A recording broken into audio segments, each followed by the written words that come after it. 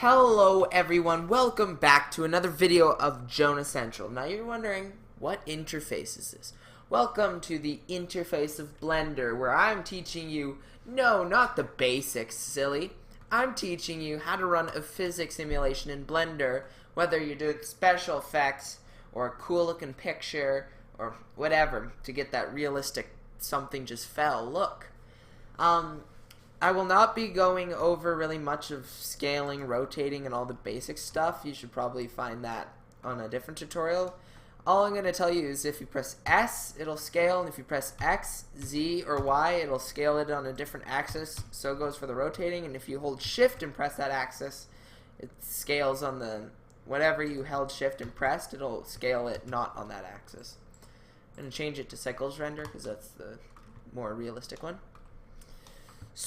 So, what do we want to do? Well, I'm going to teach you how to use rigid body because that one is the easiest.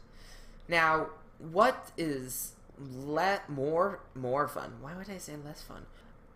Than creating a bowl that has balls falling into it, like this. Just give me a second. Just trust me on this one. Yes. Yes.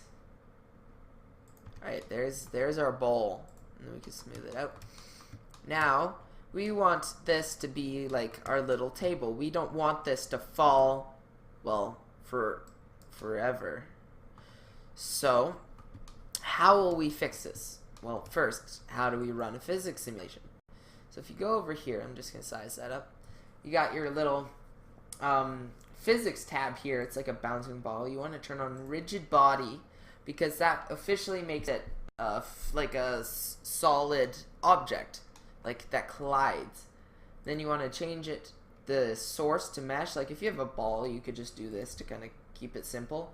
But when you have a complex shape, you go mesh, and you have to check dynamic off, which means it won't fall, but it still can collide with other stuff. Now, we want to add a ball. We got our fun little looking ball. Check it out. And let's say we want this to be a bowl of fruit. Just kidding, I'm not doing that yet. I'm gonna make it look a little spicy though, like a not good bowl. I want it to look fun.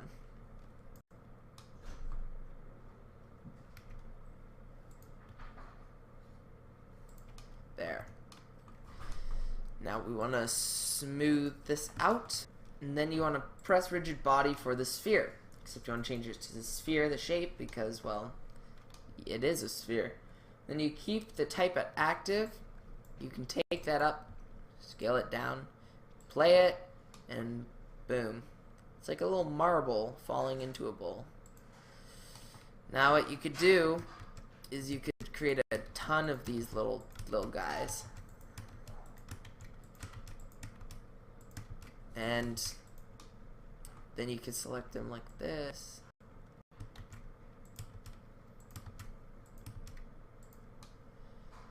You could do that.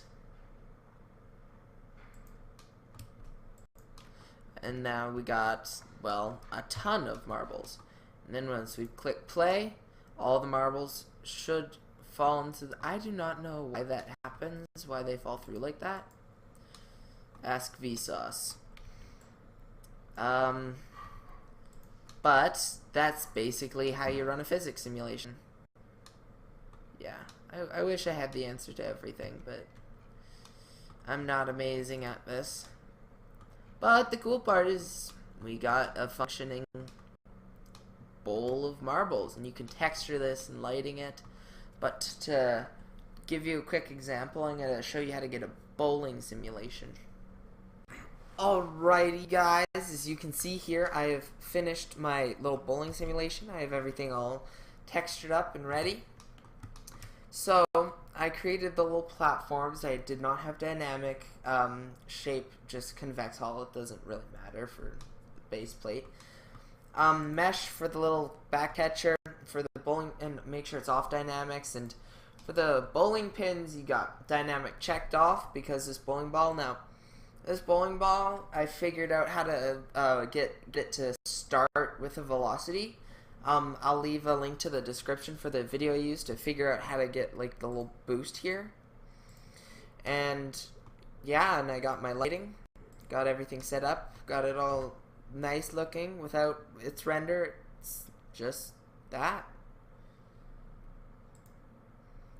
So yeah, that's basically what all you have to do to make an animation. You need your, well, fluid and soft body and cloth is all different. Leave a like. If we reach 10 likes, I'll do a cloth, or I'll do it without 10 likes, because yeah, it's good to know stuff. But all in all, that's literally all it is for rigid body. There's probably a few more things like bounciness and friction I didn't go over, but I just went through the basics of how to run a simulation and make something cool of like an animation like this. Anyways, thank you guys for watching, and I'll see you guys on the next video. Bye bye. Bye bye. Good enough.